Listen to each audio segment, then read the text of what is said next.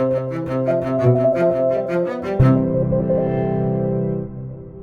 everyone, Timothy Ferris here with a few words about women's rights. If you've been watching these talks, you know that I've been describing liberal democracy as perhaps the greatest discovery in the history of political science. The world's liberal democracies are the most popular and most successful nations on earth. Their historical record is clear as to their successes, and their philosophical antecedents are clear as well, whereas the utopians who tend to speak rather condescendingly of classical liberalism can only promise a vague and somehow better future. So liberalism was one great discovery, but another equally great discovery was the power of equal rights for women. You know, the liberal democracies took some time in living up to their aspirations when it came to equal rights. In the United States, such rights were extended initially only to white men. In some jurisdictions, only to white men who owned property. Over time, that changed. It took from 1776 until 1920 for women in the United States to earn the vote. And job discrimination persisted even after that. On a personal note, my mother, as a girl, took a ride on a silk-winged biplane at a state fair in Ohio and made up her mind that she wanted to be an airline pilot, only to discover later on that no American airline would hire any woman as a pilot. So she wound up as chief stewardess of American Airlines, as it turned out, and at least was able to fly, although not to sit up front and fly the airplanes. I met an astronomer who was told that she couldn't get observing time on Palomar, then the world's largest telescope, because the dormitory up there didn't have a ladies' room.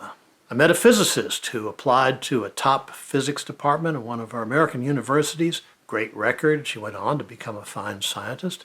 But at the time got a letter back saying, we can't consider your application because it appears that you are a woman. Such practices amounted to throttling back half the brain power of an entire society. Indeed, more than half, since women make up the majority of the American population and that of most of the other liberal democracies as well.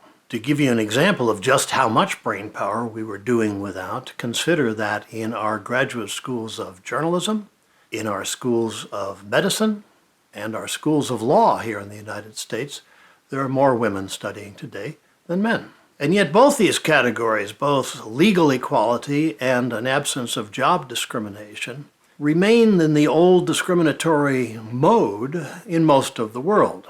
Socialist countries have promised a lot, but in Venezuela, where we've had a socialist administration now for 20 years, women have not gained equal rights.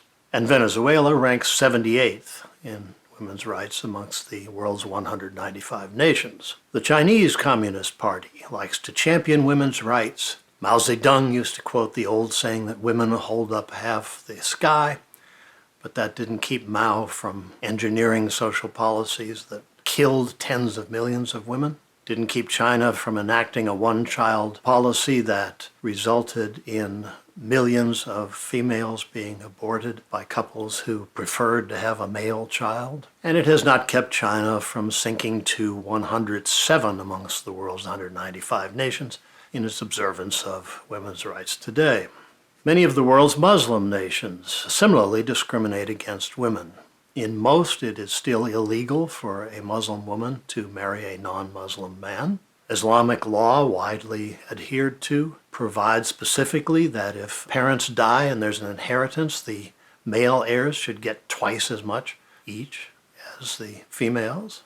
And in many Muslim nations, it is still legal to carry out honor killings or to compel women to marry men who have raped them. Tunisia recently tried to eliminate that last law after a woman who was forced to marry her rapist committed suicide. But when the reform was announced, there was widespread opposition to it by men. Societies who continue these practices are paying a great price. Not only are they denying themselves the majority of their own brain power, but nations with unequal rights for men and women tend to be less stable, poorer, and more violent than nations that provide equal rights to all.